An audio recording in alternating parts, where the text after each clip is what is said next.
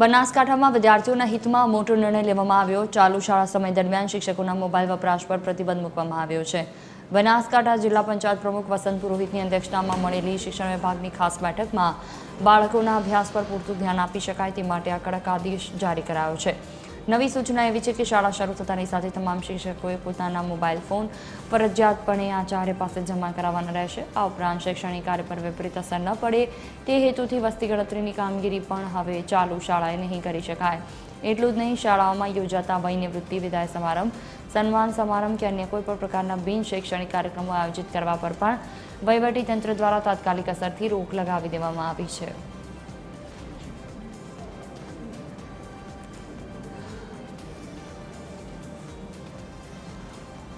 વધુ માહિતી સાથે સંવાદદાતા વિક્રમ ઠાકોર ફોન લાઈન પર જોડાયા છે અમારી સાથે। જે વિક્રમ, શિક્ષકો માટે જે મોબાઈલ ફોન બહાર મુકાવવાની વાત કરવામાં આવી છે, શું વધુ વિગતો?